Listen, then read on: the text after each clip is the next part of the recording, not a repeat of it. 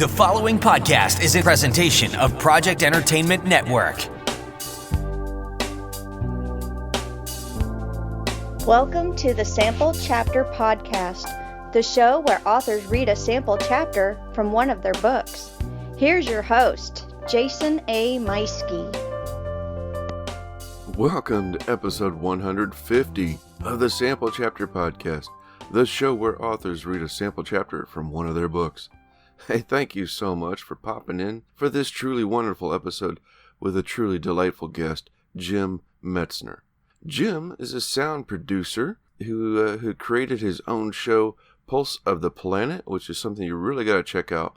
But today he's here to discuss his debut novel, a magical realism and historical fantasy book called Sacred Mounds, from Adelaide Books. It's one of those books that I'm comfortable saying, get ready to be inspired by the mysteries of the Sacred Mounds, because there are so many incredible things going on with these books and with his story.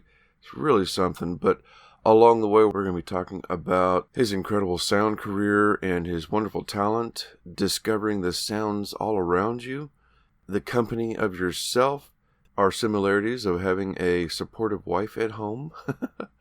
We talk about his show, The Pulse of the Planet, and how that his sound work is now collected and saved in the National Archives. And I can tell you right now, along with his show, which I've been really fascinated by here lately, checking out several episodes, I can't wait to start investigating and checking out some of these mounds that are right here in Missouri, based on his book. It's a really fascinating interview and a discussion that we have, and one that I can't wait to get us on over to. So stay tuned for that. It's coming up here in just a moment. So here we are, November 3rd here in America. I don't know, is there anything? There's not a whole lot. Wait, there's something going on. What is that? Oh yeah, that's right. It's NaNoWriMo. How's your word count going? Now, in all seriousness, yes, I know. Today is election day here in America, and it's a stressful time, but I gotta just tell everybody, relax. It's going to be fine. No matter which way things go at the end of the day, it's going to be fine. And as for me, I'm going to just focus on entertaining you with incredible guests and, perhaps even some of my own writing, which is what I'm doing this month with NaNoWriMo. I am hard at work at it. I've been having a good couple of days, and so far so good. I'm really enjoying it. How's your writing going? So and one of the nice things with NaNoWriMo is that they also have a tie-in with our sponsor, Scrivener, the Scrivener writing software. If you are a participant of NaNoWriMo, then you can earn yourself 20% off of the program. And of course, if you make it through November by writing a full 50,000 word novel, and then you follow the steps necessary to be a winner of NaNoWriMo, then you will get 50% off your order of Scrivener.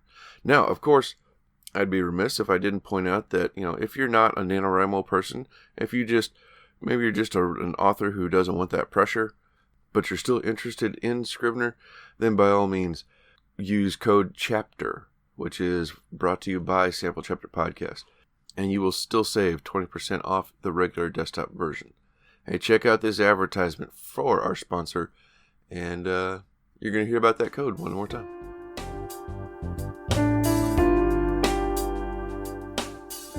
Jason here. Hey, I wanted to take a moment and tell you about my favorite writing tool, Scrivener. Now, I know you've heard about Scrivener because their writing software has been embraced by hundreds of thousands of other writers like you and I, from the novice to best-selling novelists. The reason we all use it is because of Scrivener's core concept to bring all the writing tools you use together in a single application. And with tools like automatic backup, character maps, project goals, and let's not forget that amazing corkboard, you can see why I use Scrivener every day. As a bonus for Sample Chapter Podcast listeners, use code CHAPTER for 20% off your desktop version. Scrivener writing software, built by writers for writers. All right. I also want to thank Pop Goes the Culture Network. They are home to, they have about 10 shows over there, all of them pop culture related and in nature. So talking about the news of the day and with the movies, TV, actors, actresses, anything going on, whatever's happening here lately, it's all right there. And of course, their flagship show, Pop Goes the Culture Podcast, which airs live every Thursday evening before the episode comes out on Fridays. And what's neat about the live show is that you can actually interact with them. So make sure you click that link in the show notes so you can find out how to interact with the gang on Thursday nights. I also want to thank Project Entertainment Network, home to 35 different podcasts, shows in far-ranging subjects that you got to just check out to believe. Hey, check out this advertisement for one of those great shows at the Project Entertainment Network. Hello, podcast addicts and curious listeners. Dr. Galvanic's Odd Tales is a narrated podcast with dark, thrilling, and mysterious stories. In each episode, Dr. Galvanic's Odd Tales will take you through the mysteries of the Australian outback, lead you into a remote corner of the galaxy, or it will accompany you through a mind-bending nightmare. You can find Dr. Galvanic's Odd Tales on Apple Podcast, Spotify, iHeartRadio. Subscribe to the show so you won't miss another episode. See you out there. All right. Hey, I also want to invite you to follow our podcast friends and sponsors on social media. We're all over there on Facebook, Twitter, Instagram, wherever else you can find us. For the show, we're just Sample Chapter Podcast at those locations. It's a great place to find the show where we're sharing episodes and little tidbits here and there, background information, upcoming episodes, and past episodes for that matter. If you're not a social media person but you'd like to reach out to the show, you can do so through email at samplechapterpodcast@gmail.com, or you can leave me a voicemail by calling 660-851-1146. Hey, without further ado, let's go ahead and get us on over to our interview today with our guest Jim Metzner and his lovely and riveting reading of Sacred Mounds.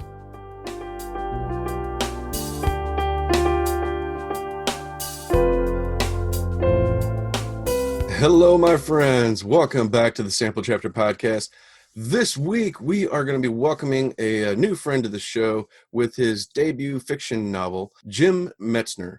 Since 1985, Jim Metzner Productions have been creating compelling and memorable content for a wide range of diverse clients. He's best known as the producer and narrator of radio series and podcasts, including Pulse of the Planet, currently broadcast on 250 public and commercial stations to an audience of over 1 million listeners every week. Jim, welcome to the show. Well, I'm very glad to be here, Jason. Very happy to be with you on your show.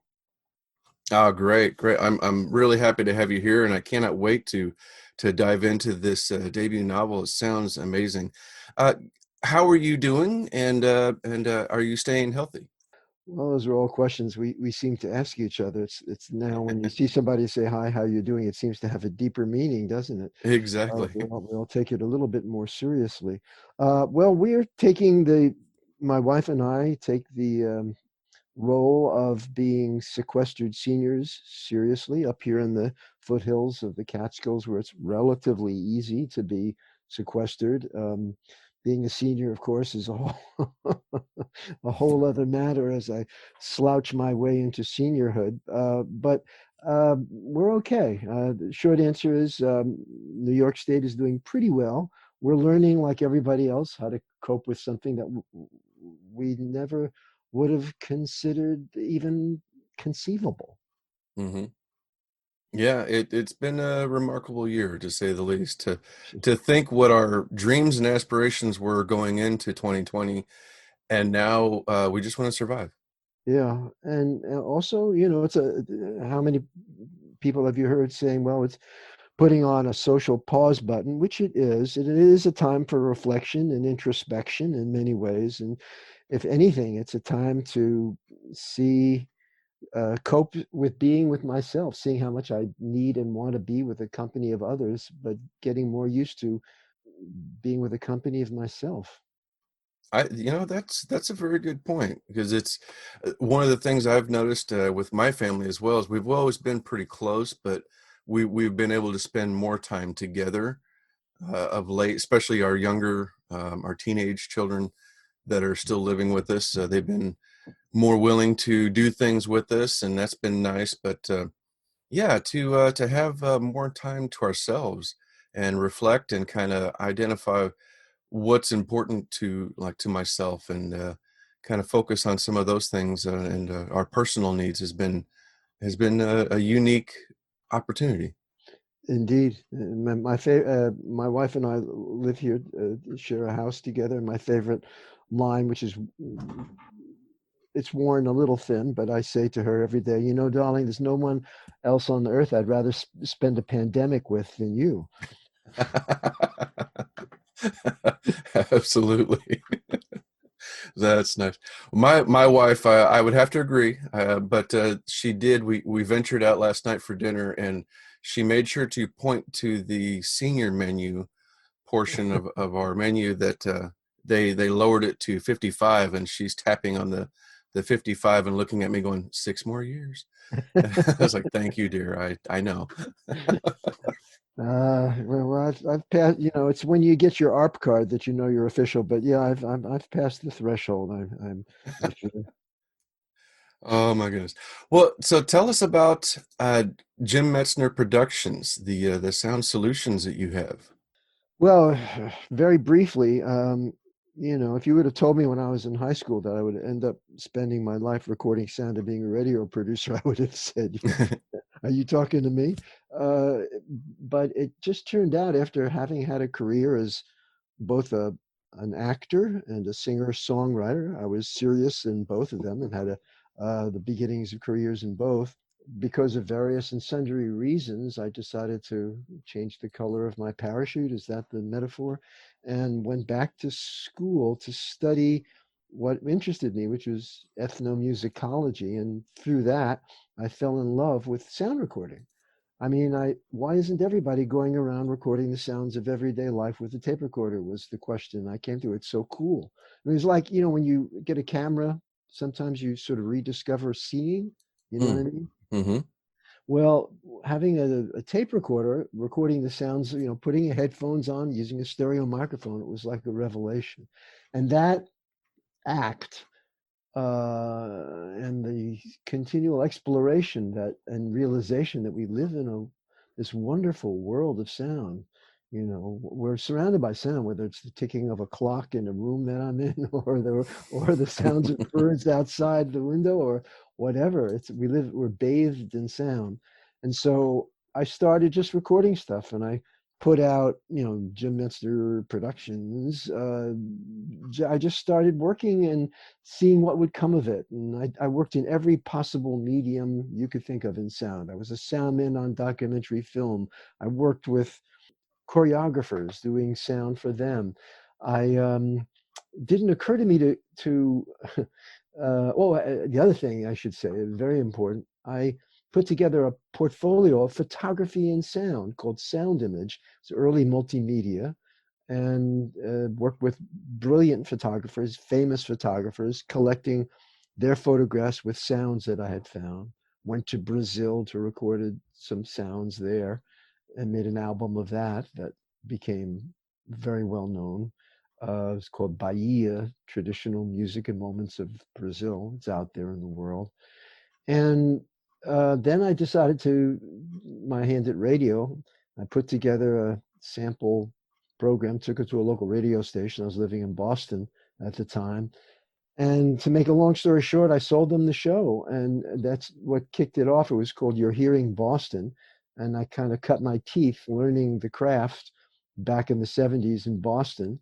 Then went to San Francisco, did You're Hearing San Francisco, which segued to You're Hearing America when I had a sponsor. And then that segued to a show called Sounds of Science, and then Pulse of the Planet, which had many different underwriters along the way. And that's been on the air, believe it or not, Jason, for 30 odd years now. 30, Wow. it's a lot of programs. And the capstone to Jim Metzner's career was that the Library of Congress recently acquired my archive of 40 years. So all my stuff now is in the Library of Congress. That's amazing. Outstanding. Way to go, Jim. Thank you. And I'm never I'm always amazed and thrilled to hear about somebody who found a new passion, started to follow that, and then have through hard work and never giving up, have built something the way you have. This is a fantastic story. Well, thanks. I never wanted to or thought of myself as a pioneer. I was just sort of following something that was extraordinarily interesting to me. And I'll just say one other story, which I just learned about this past month, which goes back 30 something years when I went to Brazil. I was in my 20s or whatever. Oh gosh, that's more than 30 years ago, isn't it? 50 years ago. Oh God, numbers. The odometer keeps ticking. Well, I was just somebody who was out there recording really interesting stuff.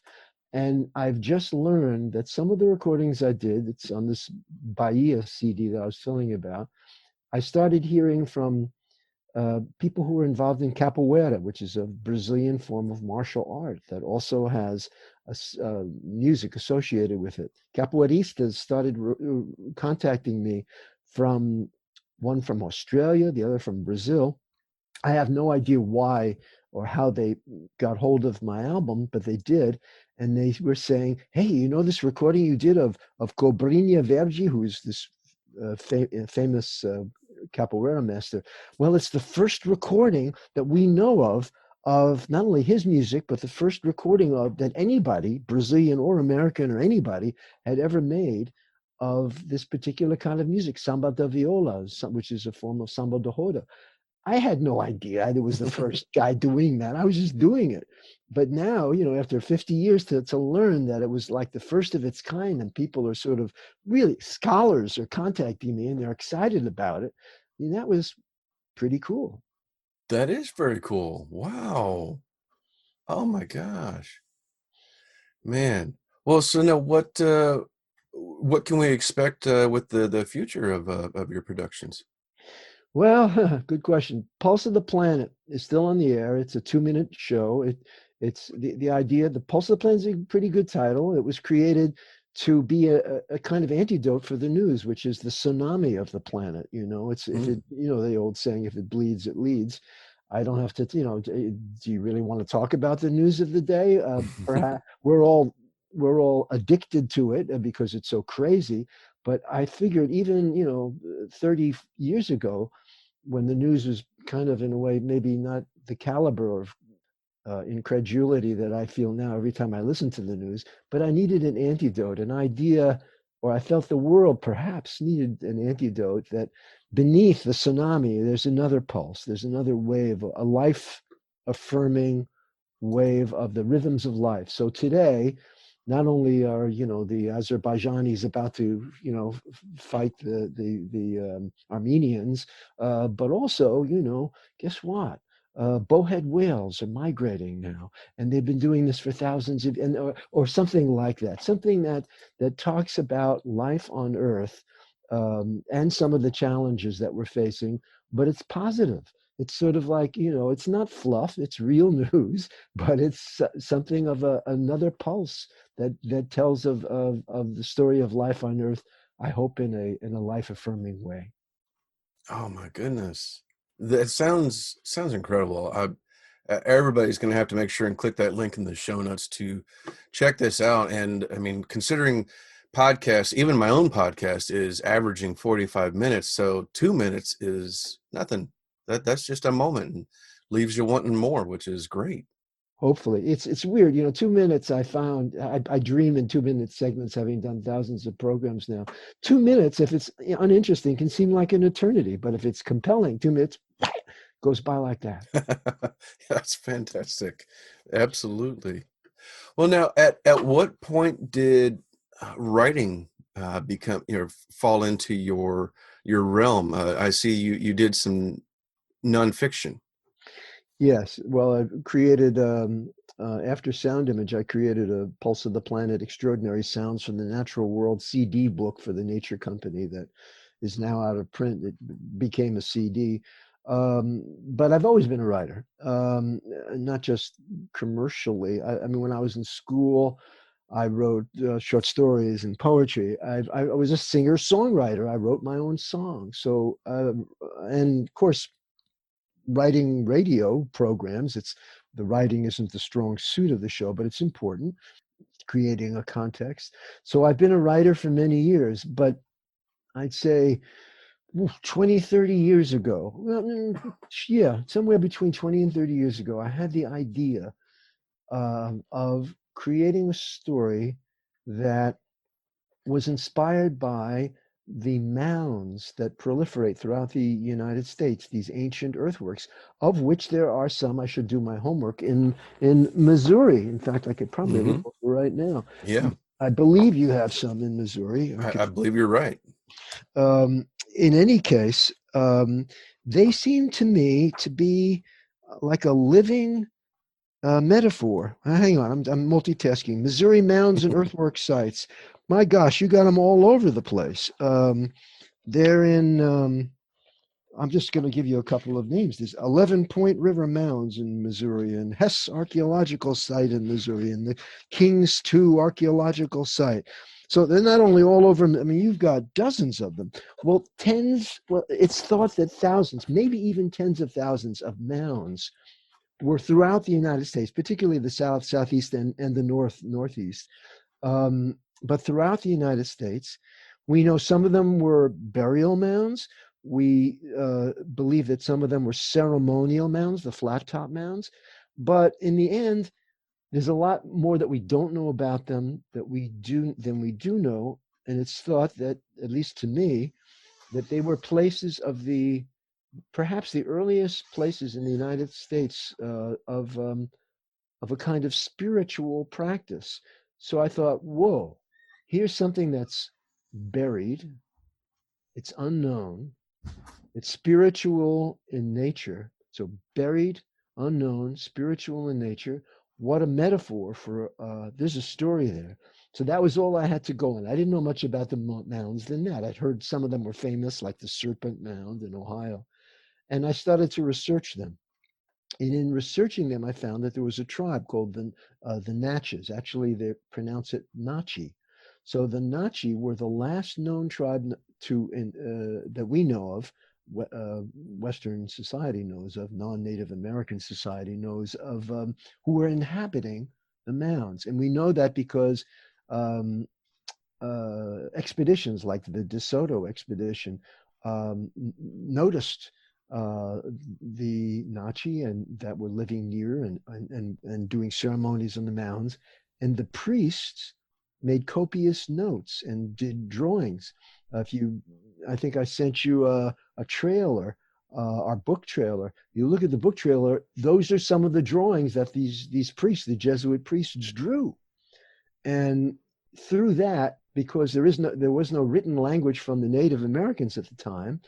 We know a lot from the Jesuits, filtered through their cultural biases, but that was a great fount of information. So from that and from my research about what's happening contemporaneously, I learned that the Nachi tribe had almost been wiped out by the French, that those who were left were then dispersed along the famous Trail of Tears, from around Natchez, Mississippi, up to Oklahoma and North Carolina, and they return to their sacred site in Natchez every year at a powwow. So I went down there and I met the tribal chief, and we became friends. Long story short, sorry to go on so long. He wrote the tribal chief, whose name is Hutke Fields. He wrote the foreword to my book. Wow. I saw that. That's fantastic. Yeah, and it was a great honor. We became friends. I was just speaking to him yesterday. And anyway, I learned a lot from him, from being there, from participating in their ceremonies. And then gradually over the years, this book came into being that is it's historical fantasy, because there's stuff that, like time travel, that happens, that at least if that exists, the Nachi aren't copying to it exactly yet to the rest of it. But there's a lot of stuff in the book that's really historically accurate, and it's extraordinary It's true. I mean, no truth is stranger than fiction often. We're living in a moment in time like that ourselves. Um, it's but there it has moments of fantasy as well. So that's in brief the shape of the book and how it came to be. It sounds to me like what happened to you is a very common thing that I've heard a lot of times, and has even happened to me at times, where you come across something that just is so astounding, it just got your imagination flowing, and next thing you know, you've got a story that you've got to tell. Yeah, it's a little bit like that, and a story that you feel is worth telling, because what I found buried in the mounds and what the book addresses is a question I hope that we all face or ultimately face, which is, well, for starters, why are we here? Why are we alive? And what relationship do we have to the earth that we inhabit? Not just that we have to recycle our food and all that kind of stuff and not pollute. Yes, of course. I'm going to take that as a given, and any sane person has realized that now, and not to affect the world with emissions of gas. I'm not talking about that. Is there something else that relates to our own reason for being that the earth needs from us? It's an odd question in a way. What does the world need from us? And I was just reading a wonderful book, which I recommend to everyone. It's The Overstory. I won the Pulitzer Prize last year, and what an extraordinary book. But he asks that question in the book, right in the middle. It's like the book is all about trees in many ways, and he asks, well, what does the world want from us? And I think it's a great question. In fact, I wrote to him and heard back from him. We've been in conversation about this question. I think it's a great question, and that's in my small way. That's what my book, I hope, is trying to at least explore. Oh my goodness, that's fantastic. And I mean, speaking from experience, I've done a little bit of research in the mounds, and I have seen some documentaries on Mm. some of them. They are most certainly an amazing and very mystical phenomenon, or location, wherever you can find one. I'm going to have to go to one now in Missouri and check it out. But I did a little bit of research during my first book, looking up some Indian burial grounds, and of course, you get down that rabbit hole where you're learning all kinds of stuff, and then Mm. a couple of days later, you gotta like pull yourself back and like, oh wait, no, okay, I'm way off now. But yeah, it's the thing with the mounds that amaze me is it's not literally just a mound of dirt that they tunneled into. There is a lot of interesting architecture that goes into that are very purposeful.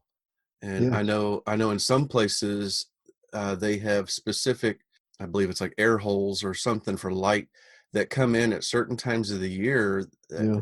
for certain reasons that we're not exactly sure why, but they do line up with like the solstice and other things, and it's just remarkable. It's really amazing. Yes, that's true. And there have been books that have been written. I have some of them that say that the mounds were built aligned, like Stonehenge, like many say the pyramids were not Mm, casually located, that they were aligned to for solar and star purposes. Um, there's also evidence that there were acoustic properties. Some of those tunnels that you mentioned have specific acoustic properties. But above and beyond all of that, which is all good and compelling and valid, lies the question of, well, what about us? What role did they play in the lives of human beings? What about those mm. ceremonies? What were the mounds meant to remind us of? Yeah, no, it's a very valid question.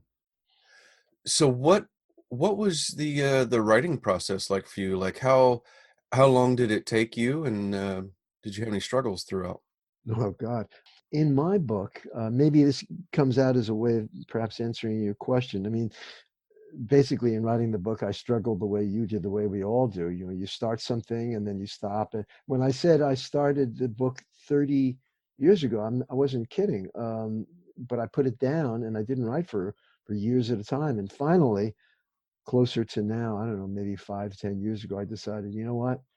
I'm gonna write this book, and I'm gonna write every day, rain or shine, rich or poor, sickness and in health. Take it as like a marriage commitment, and finish this book, put it out into the world, whatever it takes. I looked at what I'd written, threw it all out, and started again. And that's what the writing process was. But I wrote every day, and that I was able to finish it, and then of course many drafts later. But so in this story. That is resonant with what you were just speaking about in your book. Let me just say that it takes place in two time periods: our time period and in the past. And what happens very simply is someone from our time period, actually a guy who sort of looks a lot like me, um, falls asleep in a mound and finds himself in the body of a blind Native American in the 1600s. Now he doesn't know that right away. He's just kind of freaked out. He doesn't know where he is or how he got there or anything like that. At the same time, the person in whose body he finds himself in is transported into our hero's body in our time, and he knows why he's here. So we're talking about people who are switching bodies through time. Does that make sense? Yeah, yeah. So, all right. So if you're in the past, one as he's as he the person whose body he's inhabiting is named Skyfisher, and the guy in the present is someone named Salvador Samuels. Well, talking about that was resonant in your book in the past, when Skyfisher was young, there was a mound that was a sacred mound, a very special place, but it was off limits, exactly the way that you were describing in your book. It was a place that you were told not to go to, except if you were like one of the initiatives. It was off limits, and I think there might have even been like poles, the skulls up on it, anything they could do to keep people away.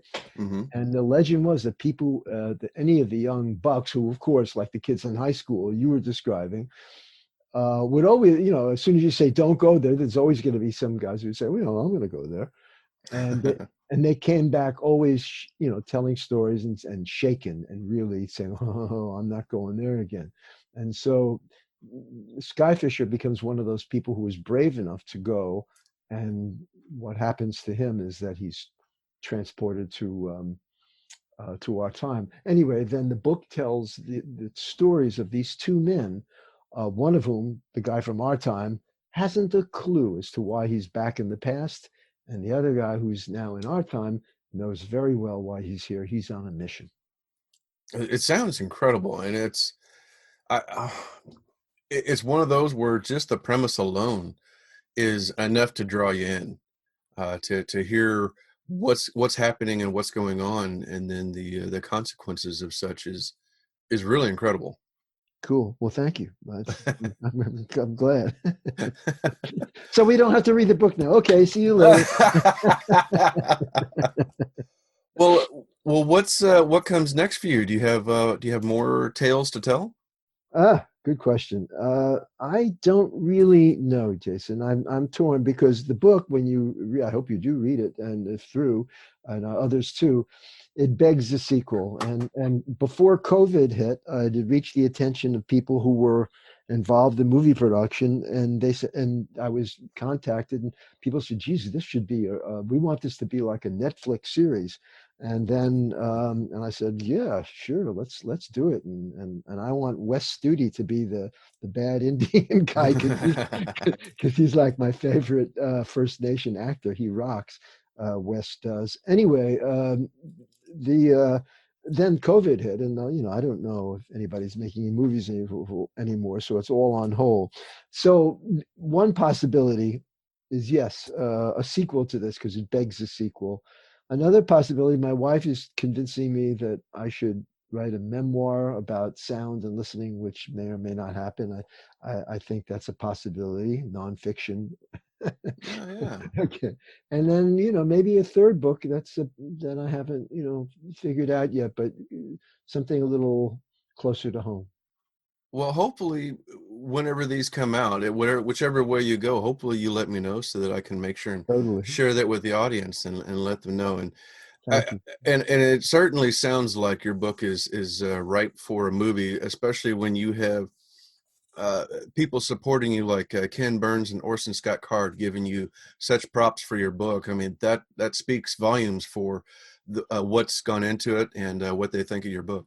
Thank you. I also should say the next step here, I started, maybe it could lead to a movie, but I wrote, I took the first chapter and started to storyboard it and I have been searching for a First Nation um, illustrator to make a graphic novel of this. And I found someone who he hasn't committed to it yet, so I probably shouldn't mention his name, but he's interested. He's a wonderful First Nation illustrator.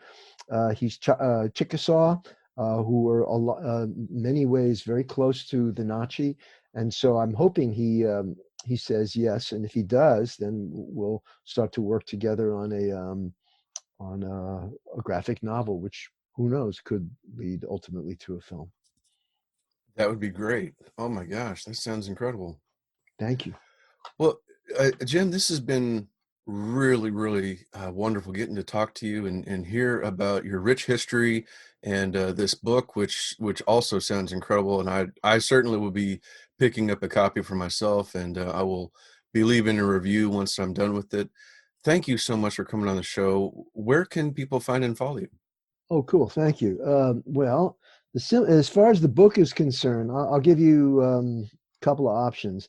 Sacredmoundsnovel.com is a good place to sort of, hear more examples from the book. You can find out where to order it. It's available both in print and audio. I did actually narrate the audio version, which is now out on both in CD and in as a download, and that's a whole narrating a book is a whole other story into itself. Boy, that was a challenge. God, have you done it? It's really quite challenging to do. I haven't done it. I've considered it, having done the show now for 2.5 years. But yeah, now that I've done it for 2.5 years, I realize the work that's going to go into it, and I don't know that I'm going to do that. Well, for what it's worth, you have a great voice, and I think you should do it just because I think you're a natural. But it's anyway. I learned a lot. Thank you, Jim. The check's in the mail, buddy. Okay. Well, anyway, so you can go to that website to sacredmoundsnovel.com. Don't forget the word novel, because there's a rock group, of course, there's a rock group called Sacred Mounds. So if you go to sacredmounds.com, you'll get the rock group. I wish them well, but if you go to Sacred Mounds Novel, you'll come to my website. And if you want to know more about me and my stuff, I'm on Facebook, and there's another website, JimMetznerProductions.com, of course, where you can hear some of the sounds, hear some of that stuff from Brazil I was talking about, and some of the other things I've recorded over the years.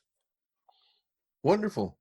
We'll make sure to have links for all of this in the show notes so everybody can just click right there, and we'll make sure that you get to the correct Sacred Mounds, not the music group. I'm sure they're great, but we want to get you to the book. So we'll have the links there in the show notes. Everybody click those and find out more and follow everything that Jim Metzner is up to. Again, Jim, thank you so much for coming on. I've had a really great time, and I can't wait to hear this. Ladies and gentlemen, without further ado, time for me to sit back and relax, as I hope you are doing. And we're going to listen to our guest today, Jim Metzner, with his debut magical realism and historical fantasy novel, Sacred Mounds. Well, thank you. I'm reading from chapter 2, which has the advantage of not needing any backstory. Built by the Civilian Conservation Corps during the Depression, the Natchez Trace runs from Nashville to Natchez, following an ancient path walked by Native Americans and the likes of Daniel Boone. A true blue highway, it was a rite of passage for anyone perfectly content to stay in the perpetual slow lane for a long stretch where not much happened of any consequence. There's no billboards, there's no Denny's, First Baptist churches, corn palaces, mystery houses, bingo games, or giant balls of string. There's no trace of distraction, just a plethora of pine trees and a maximum speed of 50 miles an hour. You could be reasonably certain that no truck was going to attempt to have a meaningful relationship with your tailpipe, but you had to come to terms with the concept that the journey was the thing. Well, Lewis, and just an aside here, Lewis is our hero here. Lewis, recently divorced and needing to mend, was heading south in the springtime, thumbing his nose at the patterns of migrating birds and his forebears. He was, if not happy to be here, at least satisfied with the knowledge that he wouldn't have to deal with attorneys, accountants, cell phone calls, anyone who wanted something from him. He wasn't sure what he wanted from himself. Maybe a little time to recharge. The South knew how to relax. And below the Mason-Dixon, politeness was a way of life bordering on spiritual practice. At least that was his fantasy, at any rate. And it had fueled this journey. He could always head back to New York when he felt the need to be insulted. This was Mississippi, where people sipped mint juleps on porches and smelled the roses. Well, one of the rare signs on the trace indicated a mound site was nearby, igniting a memory of a postcard bought in an antique shop which showed a colorized aerial photograph of the Serpent Mound in Ohio. From on high, it resembled a huge, curving snake with a coiled tail, and the serpent either had a large oval head or else its open jaws were about to consume an oversized egg. You can imagine it either way. And Lewis had treated the card as an oddity, akin to pictures of fur-bearing trout and antlered rabbits, except the mound was real, begging the question of whether the first settlers knew it was a serpent without the benefit of a polar view. Like the blind man with the elephant, why had the Indians, or whoever had made it, constructed something that could only be fully appreciated by birds in flight? And here, an aside, there's a picture in the book of the Serpent Mound seen from above, and it does look exactly like it was described as a serpent maybe eating an egg. Okay, back to the story. He had kept the card, the postcard, as a bookmark reserved for such tomes as In Search of the Miraculous and A Separate Reality, relegating mounds to phenomena which are tangible yet inexplicable, like the Sphinx, the game of cricket, and women. The mounds would have stayed in his inner bin of ephemera had he not decided on impulse to check them out. A cleansing of the visual palette after miles of pine trees. He pulled off the trace at an ancient Mounds 7 miles sign. The road turned from macadam to dirt, and after what seemed like 15 miles, Lewis saw it in the distance, a gentle hill breast. And as he anthropomorphized the earth, Lewis wondered whether the planet had earthopomorphized him. Hadn't mankind been fashioned from clay, begetting countless sons and daughters who'd forgotten that we were all related? The ones who sent Mother Nature birthday cards every Earth Day, the ones who periodically rallied to save the planet that we'd screwed up so royally? Lewis doubted the planet really needed saving. The species, which had turned Eden into a convenience store, had doomed itself. We'd met the enemy, and it was us. A rusted metal sign confessed that archaeologists didn't know who had constructed the mound or why. It might be a burial site. Lewis regarded the knoll with a critical eye. It was about the size of a couple of school buses, end to end. No evidence of it being man-made, just a low hummock with a nearly flat top covered with brush and trees. A lump, a lymph node, an earthen birthmark, an insect without head or legs, the beetle mound. There were no obvious pathways. Climbing it slowly, looking for fossils, arrowheads, shards of pottery, he picked up a blue blackjack gum wrapper, an artifact of sorts. Perhaps this was a burial mound, a communal cemetery with no headstones. Lewis's grandfather had famously mailed the Greenpoint Lodge a burial plot fee every month of his long tenure as a senior citizen, single-handedly paying for the plots of half the Jews from Odessa. At the age of 94, he died on a weekend when the lodge was closed. The cultural imperative to get him underground as quickly as possible forced the family to purchase another gravesite. Maybe a mass interment in a mound wasn't such a bad idea. He surveyed the surroundings from the summit, roughly 20 feet from the ground. The parking lot was empty, except for his car, a hand-me-down orange Chevy Nova, which so far had lived up to its name, Nova in Spanish. The transmission had imploded and the engine was acting like it was next in line.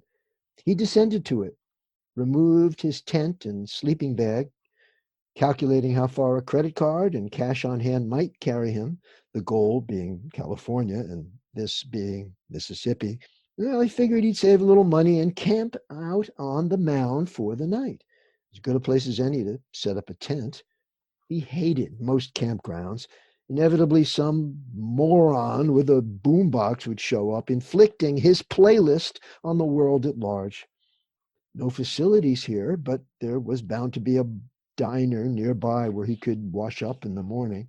Time enough to pitch a tent before nightfall. He locked the car, carried his gear, working his way up the mound through the scrub and fallen branches, stopping once to turn over a large limb in the latter stages of decay, looking for salamanders. Way past their season. But he performed the act out of habit, an offering to the memory of his father. The old man had never thrown a football, baseball, basketball, or anything else at him, except for a plate of pot roast that had been aimed at his brother. Sports wasn't his father's thing.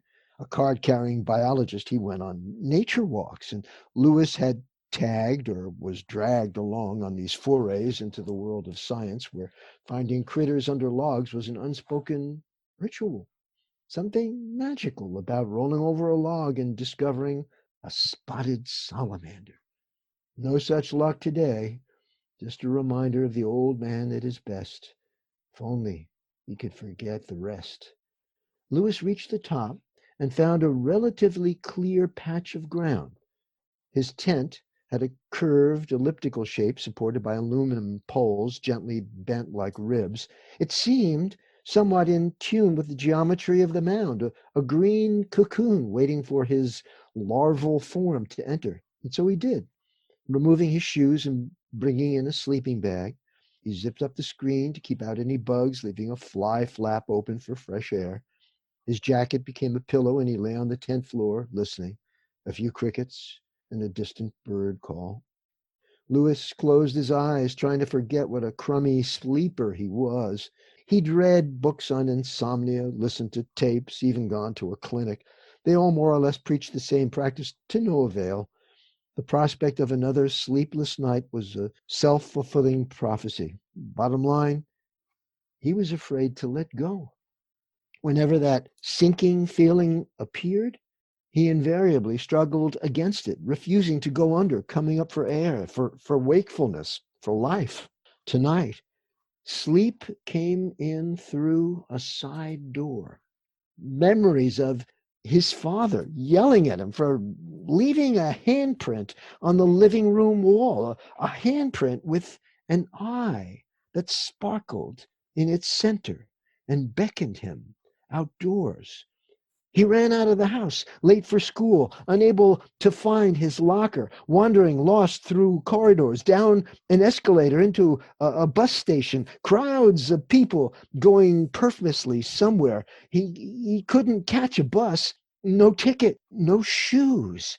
The urban landscape dissolving into what it once had been, a wilder place, an odor of something dank and moldy. Odd, to smell something, anything in a dream. Time to bail, except he could not ascend. A rumble of panic, scrabbling for air. The only way out seemed to be to go deeper into the dream where everything had grown darker. Was scared now. Lewis walked faster, barefoot on an earthen pathway. He could see nothing, but sensed he had entered a cavernous space, cool and damp. Holding the panic down, breathing heavily, he slowed his pace as the path sloped upward. A sliding, scraping sound close behind him, a shallow breathing, perhaps a hiss. He ran, feeling the path in the dark by some kind of dream instinct. It curved to the right, became steeper until he collided into a post with cross pieces. A ladder. Lewis grabbed a rung and began to climb, splintering his finger, missing a foothold and nearly falling off. He reached the last rung, pulling himself through a narrow opening of what seemed to be an earthen roof. Scrambling out, dirty, shaking with fear. Whatever had been behind him had apparently not climbed in pursuit. He felt the warmth of the sun on him, but it was dark. Dark as night. All right. Man, that was incredible. And that was Jim Metzner reading a sample chapter from his debut magical realism and historical fantasy book, Sacred Mounds. As we talked about, the book has been blurbed by people like Ken Burns and Orson Scott Card. It's incredible, and I'm going to be checking it out for myself. Make sure you click that link in the show notes for more about Jim and his books, his show. Don't forget to also click the links for our sponsors and podcast friends alike. And hit that subscribe button so you don't miss out next week when we're back with Christina M. Eder and her hilarious book, Life's Too Short for Dull Razors, Cheap Pins, and Worn Out Underwear. Take care, everybody, and make sure that you say hi to a neighbor today. Bye-bye. This has been a presentation of the Project Entertainment Network.